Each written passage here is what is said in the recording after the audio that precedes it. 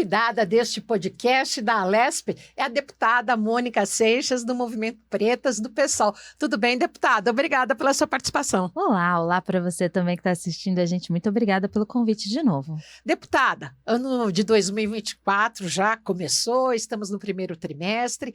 O que a senhora tem de importante do mandato agora? Quais são as metas para 2024? Uau, esse é um ano cheio de metas, né? A gente está enfrentando uma crise ambiental que está atingindo em cheio a vida das pessoas. Falar sobre meio ambiente e sobre medidas mitigatórias é urgente, a gente tem falado sobre isso. Defender a liberdade religiosa, e a gente tem aos povos de terreiro e de axé sob franco ataque, e a gente tem elaborado projetos, feito reuniões em defesa dos povos de matriz africana. Discutir uma nova segurança pública que seja para todas as pessoas, para que elas se sintam seguras e que também não vitimize os trabalhadores da segurança pública, também é objetivo do nosso mandato. E além disso é um ano eleitoral, né? Eu não vou para a eleição, não disputo eleição, mas a política está sempre em disputa e eu e o Movimento Pretas estamos nos organizando para participar das eleições também, ajudando a eleger mais mulheres negras. Inicialmente, vamos falar do que já está sendo encaminhado. A CCJ, a Comissão de Constituição e Justiça, já aprovou e deu prosseguimento a um projeto de lei da senhora sobre a qualidade do ar. Detalha para a gente. O nosso projeto sobre a qualidade do ar, ele quer que o Estado de São Paulo ele adote os índices da Organização Mundial da Saúde, a OMS, para medição da qualidade do ar. A gente usa aqui medidas diferentes do que a OMS usa. Por exemplo, quando o nosso reloginho aqui nas avenidas de São Paulo batem regular, em Paris, por exemplo, tocaria sirenes, as crianças não iriam à escola, seria como um feriado para carros pararem de circular para diminuir a poluição do ar. Isso significa que as pessoas estão em condição de adoecimento, mesmo que não fumantes, e é preciso tomar medidas imediatas para baixar a quantidade de poluição no ar. Como a gente não adota esses índices, além de não ter políticas públicas urgentes para diminuir a poluição, as pessoas sequer têm informação de quanto estão expostas à poluição. Aqui na cidade de São Paulo, capital, que tem um dos piores índices de qualidade do ar do estado de São Paulo, cerca de 30 mil pessoas morrem por ano de problemas respiratórios, mesmo não sendo fumantes. Então é importante que a gente discuta e fale a verdade para as pessoas do que está acontecendo, do que elas estão respirando e tome medidas políticas para evitar essas mortes. E que índices são os adotados hoje em dia que a gente vê então pelas calçadas nos relógios? São índices do governo do estado de São Paulo, são índices que antigos, que eles determinaram que são aceitáveis. Eu discordo e indico os índices da OMS. Eu não sei dizer por cabeça a quantidade de gás carbônico que é considerado ruim, etc. Mas é muito diferente do que o Estado adota e seria importante que a gente adotasse os mesmos que a Organização Mundial da Saúde indica. A partir do momento que o projeto passou pela CCJ, qual deve ser a tramitação dele aqui e como ele pode chegar a plenário? E se chegará a plenário, ou poderá ser aprovado nessas audiências onde vários projetos são aprovados de uma vez? A CCJ é a comissão mais importante do Poder Legislativo, de todas as casas legislativas, porque é, afinal, onde seu projeto é julgado tecnicamente. Se ele é constitucional, se ele é financeiramente viável, se ele é uma lei que cabe dentro do nosso arcabouço legal. Por isso, a gente sempre celebra quando ele passa por essa grande trava. Depois disso, outras duas comissões, a escolha do presidente que vai distribuir, provavelmente vai para as temáticas, saúde, meio ambiente, quem sabe. Passado nas duas comissões temáticas, vai para plenário. Mas é cultura da casa que para plenário, votações de projetos de deputados, a gente tem aquelas grandes votações pré-marcadas para votar em bloco projetos de autorias de deputados. A gente está na expectativa, esse é um dos meus projetos prioritários, mas antes dele eu tenho um outro que eu gostaria de aprovar nas próximas semanas, que é o projeto que cria a ala em separado para as mulheres mães de natimorto ou que sofreram aborto legal. Por quê? Explica para a gente por que a criação desse projeto. Hoje, As mulheres gestantes, as que tiveram a gestação interrompida ou não, têm atendimento em um único lugar, a maternidade. É esse lugar que vai cuidar da gestação. Então, em alguma intercorrência na sua gestação, como a perda de um bebê desejado, ou quando você vai dar à luz e seu bebê morre no parto ou antes do parto, você está numa maternidade, onde outras mulheres estão tendo seus filhos desejados e outras famílias estão começando. Festejando a vida. Acontece que na maioria das maternidades os quartos são divididos. A recepção é dividida, ainda mais quando a gente está falando de hospital público, os quartos abrigam muitas vezes mais do que uma mãe. E aí o que acontece? É que durante o atendimento, uma mulher que perdeu um filho desejado está do lado de outra que está recebendo o seu filho. É um constrangimento para ambas as famílias. Quem está começando, está vivendo a emoção de receber um bebezinho, fica comedido na sua alegria para não ofender o luto da outra. Quem está de luto, querendo chorar, sofrer, enfim, desabafar a sua angústia, fica constrangida para não atrapalhar a celebração da colega do quarto ao lado. Eu passei por isso recentemente. Várias amigas passaram por isso recentemente. Desde que quando foi ter o seu filho, encontrou com várias mulheres que perderam ou que estava perdendo o bebê no meio do caminho. Eu perdi uma gestação agora em dezembro do ano passado e durante o meu processo de internação, desde a chegada na maternidade, eu estava assistindo outros bebezinhos, o que aumentou muito o sofrimento psicológico. É necessário que as maternidades tratem de ambas as dores. As físicas provocadas pelo parto, mas também dê o suporte emocional para as mulheres que vão começar a jornada com um bebezinho e também para as mulheres que sonharam em ter um bebezinho, mas que não vão levar os seus filhos para casa. Precisam ambas ser acolhidas e ter suporte emocional para poder viver depois desse evento tão grande na vida de qualquer mulher. Ter um bebê ou sofrer um aborto é um evento muito grande na vida de uma mulher. E que a maternidade precisa ter esse olhar voltado também a essa mãe que não sai mãe de uma maternidade. Exatamente. Ela precisa ter o espaço dela para sofrer, ela precisa ter o espaço dela para desabafar, ela precisa ter o espaço dela para ser acolhida e não ficar imediatamente. Os bercinhos, eles ficam entre as camas das mães que dividem quarto. Então imagina a situação, você perdeu um bebê que você desejou, mas do seu lado tem um bebezinho recém-nascido. Isso não ajuda na cura emocional dessa mulher. Pelo contrário, vai atrapalhar ainda mais, vai atrasar ainda mais esse refortalecimento da pessoa. Sim. Então esse é um projeto que eu tenho bastante carinho. A gente já aprovou ele aqui. A gente aprovou ele aqui em 2020. O Dória, governador à época, vetou. Depois eu passei por a minha experiência pessoal ano passado e me lembrei desse projeto que a gente sonhou, escreveu, dos relatos das mulheres que tinham passado por isso e o quanto aquilo era importante. Quando eu vivi a minha própria experiência, eu resolvi reprotocolar e batalhar pela urgência, e batalhar pela aprovação e tornar expectativa de conseguir aprová-los. É um gesto simples, você ter salas para as mulheres que perderam os seus bebês e você ter salas para as mulheres que estão com seus recém-nascidos, que vão aprender a amamentar, que vão receber as enfermeiras no quarto para ensinar a dar o primeiro banho e etc. Separá-las para tratar emocionalmente a grandiosidade desse momento é importante. São atenções diferentes, né? Sim, sim. E esse projeto, a senhora reapresentou, reescreveu esse que foi vetado pelo Dória. Qual foi a forma encontrada para, então, colocá-lo novamente na Eu pauta? protocolei exatamente o mesmo projeto. É uma prerrogativa minha. Eu posso tentar propor uma coisa quantas vezes for necessário ou eu quiser. Esse projeto, a gente protocolou Telhada, Marinello e eu. Na primeira vez, me lembro dos relatos de mulheres. Ficamos muito tristes ao receber o veto do governador, porque é uma coisa muito mais organizacional do que financeira. Talvez uma maternidade não precise construir uma ala em separada, mas reservar um quarto. tentar organizar como orientação para os... E tem muita maternidade que tem profissionais de saúde que já trabalham assim, mas você não consegue se esquivar das salas coletivas, por exemplo, quando você está esperando atendimento na recepção. Essa é uma questão também. Como eu cheguei... Eu vou contar da minha própria experiência para as pessoas entenderem isso. Quando foi? Que mês foi? Dezembro. Final de novembro, início de dezembro, agora do ano passado.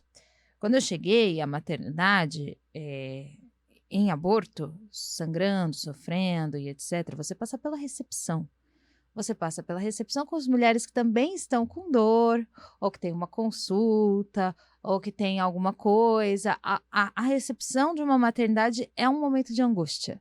Porque as mulheres vão para a recepção de uma maternidade quando elas acham que vão dar à luz ou quando elas estão sentindo alguma coisa.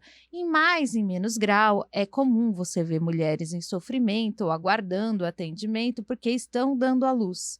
Mas quando uma mulher chega numa recepção sangrando, todas as outras entram em choque.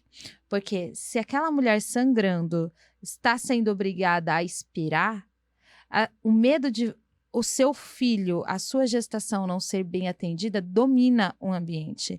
Então, eu lembro que eu estava sangrando, eu estava com muita dor, eu chego na recepção, eu conto o meu caso, me mandam esperar, o meu marido fica bravo, a família começa a gritar, aquela coisa de quando você está sofrendo muito. Mas tinha outras tantas mulheres gestantes e eu olhava para elas angustiadas, assim, com um olhar de, pelo amor de Deus, me desculpa por estar fazendo você passar por isso, sabe? Porque dava para ver cada uma abraçando a própria barriga e desejando que não acontecesse com ela, ou que o atendimento dela chegasse rápido, ou na dúvida se aquele era um lugar que desse conta de atender direito a gestação dela. Então, é uma orientação simples. Uma mulher está perdendo um bebê ou tem uma intercorrência, separa. Coloca ela no lugar onde ela possa sofrer suas dores, onde ela possa sofrer suas angústias e não se preocupar, porque a gente se preocupa com as outras mulheres. Eu fiquei constrangida de estar sangrando numa sala cheia de mulheres grávidas. A senhora estava de quantos meses? 3 meses, estava bem no início da gestação. Mas, enfim, é mais uma orientação do que uma necessidade, de repente, de construir um espaço em separado. É uma orientação, deixar uma sala reservada, ter um protocolo para atendimento imediato dessas mulheres, cuidar delas para que elas não sejam obrigadas a ficar vendo o recém-nascido, porque isso pode torturá-la e etc. Então, é uma orientação, a gente ficou muito surpreso com o veto. O veto disse que não tem recursos para... A gente ficou muito surpreso e aí, diante dessa experiência, eu resolvi tentar de novo. Eu converso com todos os colegas de A a B, todo mundo tem um relato parecido, ou de quando seu filho foi nascer, o seu sobrinho foi nascer, uma criança da tua família, o próximo a você foi nascer. Você ficou assistindo uma perda? Ou quando você perdeu, você ficou assistindo uma chegada, uma festa. Exatamente. Então, em função disso, a senhora acredita que, assim, independente de partido, haverá uma grande aprovação? Já aprovamos e acredito que aqui vamos aprovar de novo. Agora é a sensibilização do governador para que dessa vez ele sancione, porque eu não entendo qual seria o motivo do veto. E como é que a Alesp vê, a senhora vê, essa questão das maternidades, aí eu me refiro à maternidade aqui da capital, que é destinada a tratar de pessoas que precisam fazer o aborto, que passaram por uma violência, mas que aí a maternidade não quer fazer. Como é que é isso? Como é que fica a vida da mulher? É um retrocesso. Seja por saúde ou seja por questões legais? É um retrocesso gigante, no meu ponto de vista. E outro dia, até interferindo, de uma maternidade particular que é religiosa, que diz que não faz. Não coloca DIU, né? Não coloca contraceptivos, etc. A gente está assistindo um retrocesso gigante no que diz respeito ao cuidado com a saúde e a vida da mulher. Sobretudo quando o assunto é gestação e nascimento. Tanto porque no estado de São Paulo a gente já parou alguns anos de ampliar a rede de atendimento a gestação. Então, a gente ainda tem municípios que não têm maternidades, que mulheres viajam horas para dar à luz aos seus filhos. É uma barbárie a quantidade de crianças que nascem em ambulância nesse estado e a gente não tem previsão de construir novas. E a gente ainda teve um período de cancelar contratos com santas casas, que era tudo que as mulheres tinham nos seus municípios. Enfim, e é uma disputa de recurso que a gente dá. Acesso a pré-natal também está limitado. E aí agora, por conta de misturar ideologia com política, a gente está vendo retroceder políticas de atendimento às mulheres vítimas de violência. O aborto legal, previsto em Constituição, está sendo dificultado ou mulheres estão sendo constrangidas no processo. É um absurdo, né? Vale dizer que é mesmo um absurdo mulheres que foram estupradas, meninas, crianças, que não têm sequer condições físicas de gerar outra vida, serem constrangidas no processo. Ouso dizer que a gente escuta relatos até de dificuldade de acesso à profilaxia. O que seria a profilaxia? Você tem uma relação sexual violenta, duvidosa, não consentida, e no dia seguinte você quer acessar. Pelo lado do dia seguinte, você quer acessar medicação para prevenir HIV, AIDS e outras doenças infecciosas, que isso o SUS oferece facilmente, sem necessidade de nenhum debate. E eu estou ouvindo dizer que acesso à profilaxia está sendo dificultado na rede de saúde no estado de São Paulo, que mulheres estão sendo obrigadas a se explicar muitas vezes porque estão querendo acessar um remédio para prevenção de doenças sexualmente infecciosas. É um retrocesso contra a vida das mulheres, é um retrocesso contra a vida das meninas. A gente trabalha a prevenção à violência sexual em diversos campos, na segurança pública, na educação, inclusive dessas crianças, para que elas possam comunicar seus pais, saber verbalizar e etc. Mas na saúde tem que acontecer o acolhimento. O acolhimento, quando uma vítima chega, ela é vítima, e na saúde ela precisa de acolhimento. Eu olho para esse momento do estado de São Paulo com retrocesso, mas também muito temerosa. Nós éramos referência no atendimento a mulheres vítimas de violência. Mulheres e crianças do Brasil inteiro encontravam aqui no estado de São Paulo um abrigo nas suas piores horas, que esse é um momento muito ruim. Imagina você ser vítima de estupro, você resolver interromper uma gestação. Isso não é fácil, isso não é tranquilo, essa mulher não está bem. Mas mulheres do Brasil inteiro encontravam no estado de São Paulo um acolhimento. Agora não encontram mais. Nem as mulheres do estado de São Paulo encontram aqui o acolhimento. Eu estou ouvindo relatos de mulheres que estão viajando para buscar atendimento de aborto legal em outros estados, porque aqui não está fácil. O Hospital da Mulher, o antigo Pérola Byton, está com dificuldade de fazer cirurgia até para remoção de útero de mulheres que sofrem de endometriose. Eu já estive lá, já discuti isso com a direção e etc. Mas isso acontece no Pérola Byton? Agora é o Hospital da Mulher, né? Sim, no Hospital Encerraram da Mulher, Pérola. mas depois que houve a parceria, a PPP, porque lá é uma PPP, não é? Sim. Depois do encerramento dos trabalhos do antigo Pérola, Na ainda Brigadeiro, com a mudança lá para a Avenida Rio Branco. mudou o nome, mudou o modo de financiamento, mudou a gestão e não à toa mudou o nome. Soube, inclusive, que a família Isso. da Pérola se recusou a ceder o nome para o novo Hospital da Mulher, porque o novo Hospital da Mulher, embora seja uma preciosidade no tratamento de cânceres, colocou novos obstáculos para o atendimento às mulheres vítimas de violência sexual. O Pérola esteve nos seus últimos anos sob franco ataque.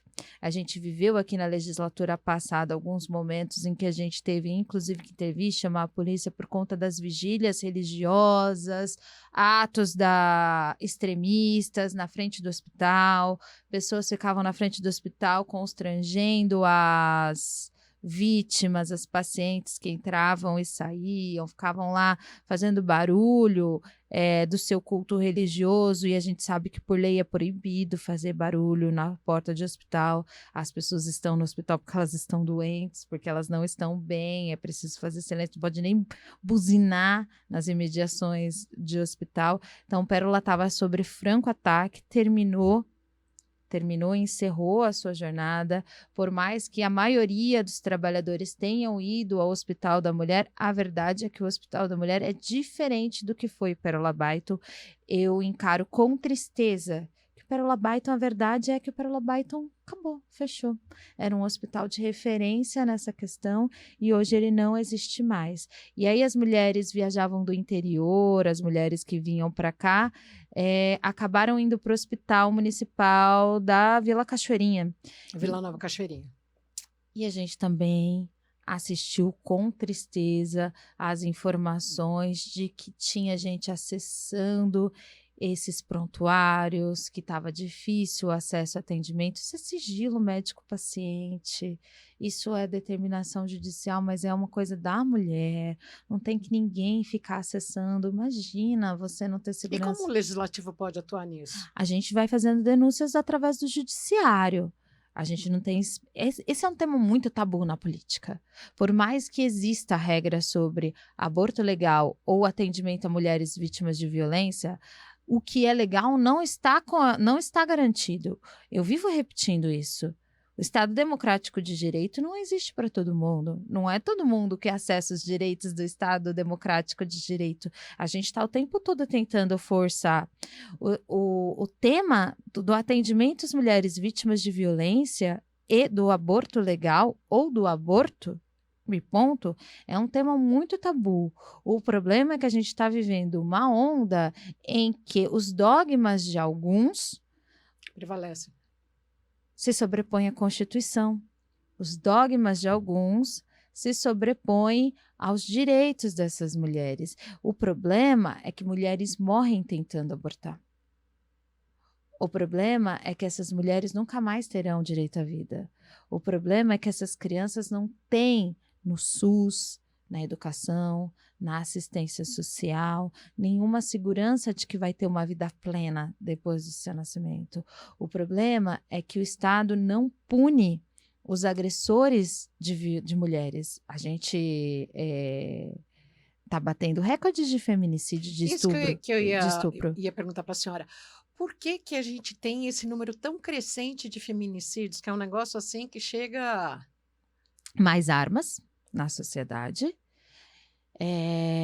De estupros, eu acredito que seja mais conhecimento das mulheres, que identificam melhor essa situação, estão mais empoderadas para falar sobre, de não se sujeitarem, de irem fazer as denúncias.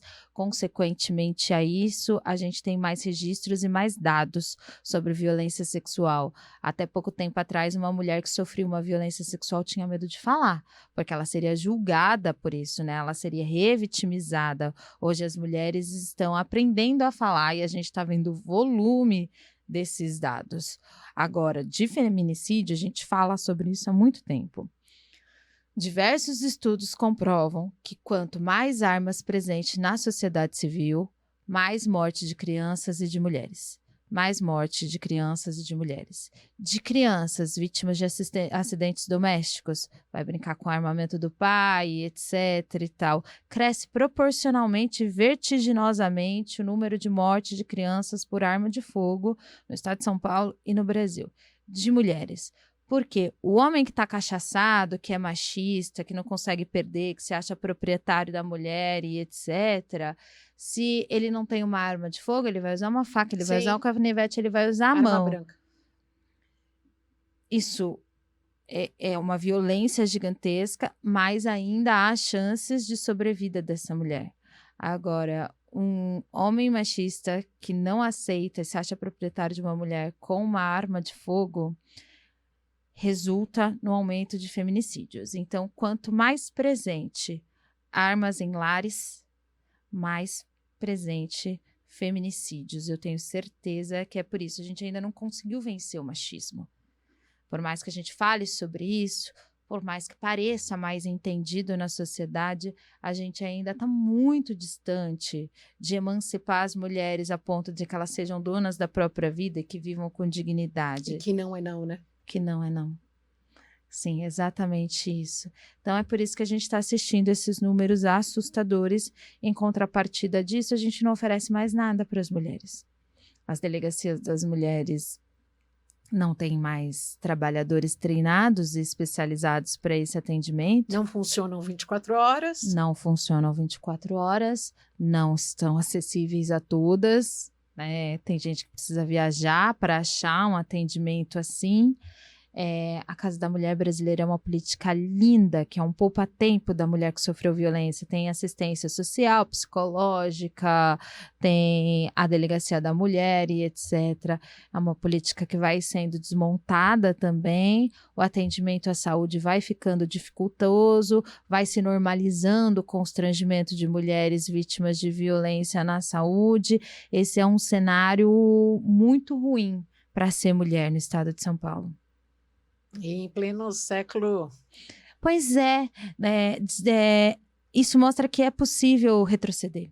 E a gente vai retrocedendo nos dados que a gente vai assistindo. Além desses, você vai assistir também os dados de violência, tanto do aumento de mortes como um todo, de homicídios e tal. Eu discordo dos dados que o secretário de Segurança trouxe. Inclusive, é sobre isso que eu gostaria de falar com a senhora. Recentemente, nós tivemos aqui uma audiência da Comissão de Segurança, onde o secretário Derrite esteve presente. Ele esteve presente aí no auge da Operação Verão, quando mais de 30 pessoas foram mortas e muitas das famílias denunciaram que, segundo as famílias, foi execução. Gostaria que a senhora falasse sobre isso, inclusive a senhora questionou o secretário, qual a resposta que a senhora ouviu? Nesse sentido, ele estava aqui falando da Operação Verão, ele trouxe dado de que diminuíram os números de homicídio no estado de São Paulo. Eu discordo, eu achei os dados um tanto quanto torturados, mas os números de mortes de mulheres subiu 15%. O número de estupros subiram, então a vida da mulher não tá fácil, mas quando você tem situações de violência extremas, ainda que você olhe os dados dessas mais de 50 mortes, a maioria seja de homens, meninos e etc., mulheres que ficaram estão com a vida devastadas. Elas que estão com filhos pequenos sem parceiros para criar, elas que estão traumatizadas, elas que foram torturadas no meio do caminho, elas assistiram a maioria dessas mortes. Essas mulheres estão com a vida devastada. Então, quando você tem uma situação de violência, de miséria, de qualquer retrocesso, quem vai ser atingido primeiro e frontalmente são os chefes de família. E no nosso caso, a grande maioria é formada ou ficará sendo a mulher. Sobre a segurança pública do estado de São Paulo, eu acho que a gente não tem uma segurança pública de fato, e eu venho discutindo isso. Ao longo da nossa jornada, desde que eu cheguei aqui como deputada, eu cheguei aqui com o intuito e com a gana de defender a vida do jovem preto. E a gente vai discutir segurança a partir dessa ótica. Por que jovens negros morrem tanto pela mão da segurança pública? Por que não são presos, julgados, condenados? Porque o resultado dessa interação é a morte de jovens pretos. E aí, nessa jornada, eu descobri do outro lado um outro jovem preto, o policial de baixa patente. Eles são 85% da corporação PM no estado de São Paulo de baixa patente. A grande maioria ainda mora no território favelado onde nasceu. Eles ingressam na polícia com o sonho de mudar a realidade de violência do seu território, de serem heróis. A grande maioria adoecido. Porque, veja bem, você não puxa o gatilho e depois senta na tua casa e vai assistir a novela.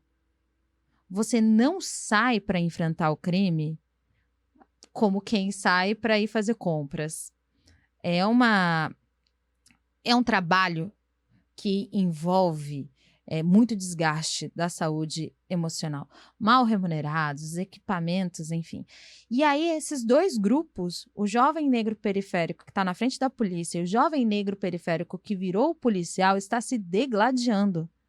Ambos estão morrendo no estado de São Paulo. E por que isso acontece? Isso virou minha obsessão. Então, a gente tem diversos projetos que vão falar sobre a qualidade de trabalho do policial, do acolhimento em saúde mental civil do policial. Eu acho um absurdo o policial militar e tratar suas dores com superior. Não sei quem está me assistindo sabe disso, mas o policial militar, ele é atendido por médicos militares e geralmente são superiores dentro das patentes. Então, o psicólogo é um policial também, da tradição militar. Muitas vezes os policiais chegam no meu gabinete falando: deputada, eu tô tremendo. Um carro para do meu lado no semáforo e eu acho que vão me executar, porque ameaçaram a mim, ameaçaram a minha família e etc. Eu fui pedir um afastamento de saúde mental, eu fui tratar da minha ansiedade no hospital militar e o meu superior me chamou de viadinho. Me mandou parar de frescura. De mimimi. Que o trabalho é duro, que tem que encarar. Então, olha a situação, olha a quantidade de erros que um trabalhador que tem uma arma na cintura está nesse grau de adoecimento, e ansiedade, depressão, faz parte de todos nós. Eu sofro e tenho esses diagnósticos também. E ele é colocado na rua para uma situação como a pós-morte de um colega, como a gente está assistindo aqui, resulta em muitas mortes. É feito para dar errado.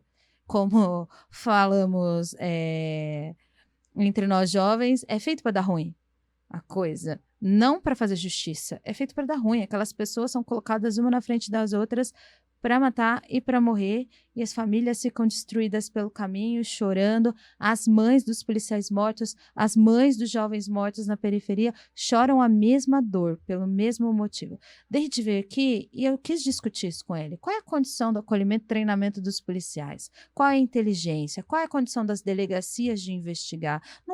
Não tem policial civil. PM cuida do ostensivo, patrulhamento de rua, do flagrante, etc. Investigação, roubaram o teu celular. Você registrou o boletim de ocorrência, quem vai correr atrás do seu celular? Polícia Civil. Você foi vítima de feminicídio ou de violência doméstica, você denunciou o seu companheiro, quem vai tocar o boletim de ocorrência? Polícia Civil. Você sofreu um crime de Pix, quem vai investigar? Polícia Civil. Não tem policial civil.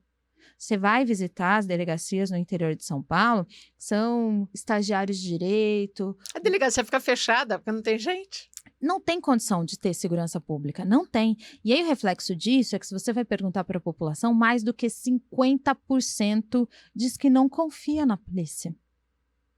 A população, mais do que 50%, não confia na polícia. Esse é o resultado. Que segurança pública nós temos se não existe uma sensação de segurança pública para a maioria da população? A maior parte da população não se sente segura e tem aqueles 20%, quase 20% que temem a polícia. Do outro lado, tem o policial que teme a população. Que teme o carro que parou do lado no semáforo, que teme aquela pessoa que está vindo na sua frente que você não sabe quem é. O armamento na O motoqueiro que parou do lado, que nos bairros onde tem um celular, que tem um aplicativo de banco, eles estão lá assaltando em 3. O armamento na sociedade aumentou muito. Notícias da semana passada dão conta que 5.000 criminosos condenados conseguiram comprar armas legalmente no Brasil. Sim. O crime organizado está fortemente armado. Aí você quer que o policial saia para a rua sem medo do que vai encontrar? Então, a coisa está feita para ninguém se sentir seguro. E o resultado disso é que não tem segurança. Não adianta torturar números, não adianta vir aqui maquiar situações, porque o número de suicídio de policiais continua aumentando. Policiais não estão morrendo só por conta da violência urbana, estão se matando por conta do adoecimento do trabalho. O número de jovens negros inocentes, crianças e adolescentes mortos está aumentando e o número de criminosos mortos também. Mas aí eu preciso chamar a atenção de todo mundo que está me ouvindo. Execução não está previsto na nossa Constituição. Quando a gente não tem a prisão das pessoas, a investigação, o direito à ampla defesa e a sua condenação, a gente não está cumprindo o que almeja o nosso Estado democrático de direito. Quando a gente normaliza execuções como método, já não estamos num Estado democrático de direito. A vida não é um direito inviolável. E o pior, o Estado de São Paulo quase não tem mais perícia. Isso que eu ia falar para a senhora. Recentemente, a Ouvidoria das Polícias, o ouvidor-geral, denunciou que em muitas dessas mortes ocorridas lá na região de Santos, no litoral, agora na Operação Verão, os corpos, mesmo decretados em óbito já, esses corpos decretados em óbitos pelo SAMU, os corpos foram levados para os hospitais. Por quê? E como que a senhora vê isso? A perícia, que é o profissional da polícia que vai chegar, vai juntar os fatos, vai documentar para a gente poder entender a circunstância da morte. Se tinha arma, se não tinha arma, quem atirou primeiro, de qual ângulo. Dizer para a gente o que aconteceu, quais são as circunstâncias da morte, é um profissional muito importante. Seria importante que tivesse perícia de todas essas mortes. Repito, por quê? Porque quando a gente não investiga até o fim uma morte, a gente banalizou a vida. Quando a gente banalizou a vida, não estamos mais no Estado Democrático de Direito. Nenhuma de nós tem mais direito à morte. Porque no futuro, pode ser a gente que está lá com o nosso celular ou guarda-chuva que vai ser confundido com fuzil. Qualquer um de nós aqui pode estar sujeito a essa coisa se a gente banaliza uma morte. Uma morte precisa ser investigada. O problema, eu não sei nem te dizer por que a perícia não está indo, ou se é tática mesmo, dessa barbárie que está acontecendo na Baixada Santista, de tirarem os corpos do local da morte para evitar a perícia. Mas o que acontece no estado de São Paulo é mais grave. Esses dias meu telefone tocou, uma família desesperada, porque uma senhora morreu dentro de casa ela foi, desculpa falar isso, ela foi encontrada com uma ferida muito grande na cabeça, uma senhora de idade em casa. Chegaram o IML falou assim, não, ela caiu, bateu a cabeça, etc, vamos levar. E a família estava encafufada. Será que não foi uma violência? Será que não foi um homicídio? Será que não foi um assalto? Queremos perícia. E tem? Responde para mim se tem. Não tem. Tem alguns peritos no estado de São Paulo, mas não o suficiente para atender a demanda, entendeu? O que a delegada de plantão respondeu à família e que a família denunciou para mim é que eles teriam que esperar dias. Como é que você vai esperar dias com o corpo no meio da sua casa para poder ter a certeza que aquilo não foi uma violência? E como é que você vai sobreviver à hipótese de que talvez tenha havido uma violência e foi considerada apenas um acidente doméstico? Uma morte natural. É. Então, não tem. E se não tem segurança pública. Eu reivindico há muito tempo a contratação de policiais científicos, de policiais civis, para a gente conseguir ter uma delegacia da mulher aberta 24 horas, para a gente conseguir ter uma delegacia de crimes virtuais que consigam pegar aqueles meninos que vão ao Twitter ameaçar massacre na escola antes que eles cometam o massacre que eles prometeram no Twitter, para que a gente consiga ter inteligência, investigação, antecipação. Proativo. Exatamente. O que o estado de São Paulo não tem. Enquanto o que é oferecido para a população é uma polícia militar que sobe morro sem saber para onde, fazer o quê, sem saber quem está perseguindo, sem nenhuma inteligência, com medo do que vai encarar, matando e morrendo. A senhora questionou o secretário também sobre a questão das câmeras, né, nos uniformes. Muito importante, exatamente. O programa Olho Vivo foi congelado.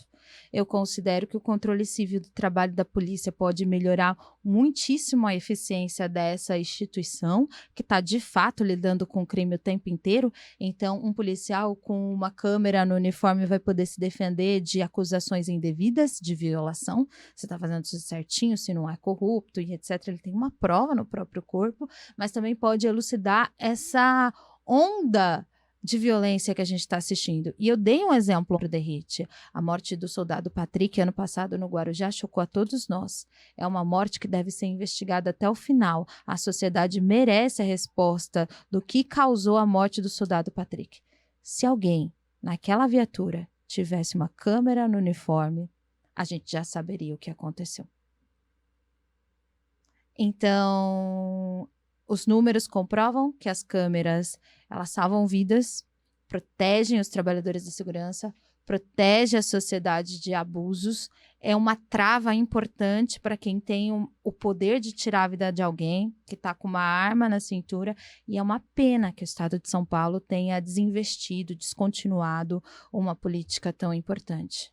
Deputada, nesse finalzinho de podcast, eu pergunto à senhora, ano eleitoral, como que será o trabalho? E também para encerrar sobre o projeto da senhora de compostagem, que é um projeto também relativo e relacionado ao meio ambiente. Ai, me lembrou também que eu tenho um projeto de lei que quer tornar obrigatórias as câmeras nos uniformes dos policiais do ano passado. A gente vem nessa batalha para que não seja uma escolha, mas que seja obrigatório. E não precisa ser de conhecimento público, só do Ministério Público tá bom. Só o Ministério Público acessando o conteúdo disso e o judiciário tendo acesso do que acontece no dia a dia da polícia, eu acho que está ótimo. É um bom caminho e a gente propõe isso. Eleições. Eleições é uma disputa. Os municípios são importantes. Eu vou continuar aqui, deputada estadual, vou terminar o meu mandato mais uma vez, assim como na legislatura passada, no meio não opto por deixar o mandato e concorrer ao município, embora isso doa muito, porque boas e importantes políticas se dão no município. É no município que a gente acessa a atenção básica à saúde, é o município que as crianças na primeira infância têm contato com a educação, é no município asfalto, é no município energia, água, todas as grandes, pequenas escolhas do cotidiano se passam pelo município. Então, de fato, é uma eleição muito importante e que a gente também está na expectativa de ver cidades mais acolhedoras para as pessoas que vivem nas suas cidades, todas elas. A gente quer ver cidades que nos ajudem a brigar por maternidades em todas as cidades, transporte público em todas as cidades, escolas para as crianças em todas as cidades. Essa não é uma realidade nesse estado. Esse estado é muito desigual. É um estado que tem muitas comunidades tradicionais, tem muitos povos periféricos, que tem índice de desenvolvimento humano em algumas regiões que são vergonhosos, assim como tem essa megalópole gigante. O que a gente quer para essa eleição é apoiar candidaturas de mulheres negras, porque a gente acha que esse é o caminho, mulheres negras e indígenas, porque a gente acha que esse é o caminho para garantir mais democracia nas democracias. Então, eu vou ter a minha própria escola de formação de candidatas. Eu fiz muitas campanhas sem nenhum dinheiro. O PSOL é um partido pequeno, eu estou nele há 20 anos, cheguei no PSOL como tudo era mato, quando a gente não tinha R$1, e a gente aprendeu a fazer campanha, a falar com pessoas mesmo não tendo dinheiro. Para a maioria das mulheres, essa é uma organização a mais, que você tem que organizar sua vida pessoal, doméstica, financeira. Você tem que se preparar emocionalmente, porque o desgaste para uma mulher se colocar como figura pública é gigante. Você é criticada na sua estética, no seu corpo, sempre acha que você não é boa o suficiente. Então, eu quero ter uma escola para ajudar candidatas a se prepararem para essa disputa. A gente vai começar o quanto antes e é dessa forma que eu pretendo participar das eleições. E onde será esse curso? A gente tem uma sede, uma casa por aqui, mas também a maior parte vai ser online. É uma cartilha online e vários encontros online para programar, planejar e estruturar campanhas. Já pode antecipar quando é que começa? Quem que pode participar? Ou algum acesso online? Mulheres negras, candidatas progressistas, se tiver no meu partido pessoal de preferência, já pode me escrever nas redes sociais. Tem algumas mulheres que eu estou de olho, tem pelo menos umas 30 mulheres por esse estado que eu admiro muitíssimo, que eu vou atrás delas para falar, vamos, vai dar certo. Vem para minha escola. E a plataforma vai ser lançada a partir de abril. A ideia é ter uma cartilha, vídeos de formações e reuniões em que eu consiga auxiliá-las a planejar suas campanhas. E o nome da plataforma? Vote Pretas. Vote Pretas. Exatamente. Olha, muito obrigada, deputada. Nós agradecemos muito a sua participação aqui no podcast da LESP. Estamos aqui antecipando, então, trazendo essa novidade para os nossos telespectadores, ouvintes do Spotify, quem nos ouve também, quem nos assiste também pelo YouTube, aqui na Rede Alesp, que então teremos a escola Vote Pretas. Vote Pretas a partir de abril, para quem quer sair candidata, que pertence à comunidade negra. Então, nós teremos Ai, eu falo de mulheres negras e etc., mas é preciso abrir um parênteses. Homens indígenas e negros também podem contar comigo, estarão incluídos. Mulheres negras indígenas, homens negros e indígenas. Exatamente. Muito obrigada pela sua participação. Obrigada, eu que agradeço o convite. É sempre ótimo conversar com você. Muito obrigada. Olha, o podcast da Lespe fica por aqui. Hoje, mais um cafezinho, mais um papo gostoso com a deputada Mônica Seixas. Muito obrigada. Obrigada.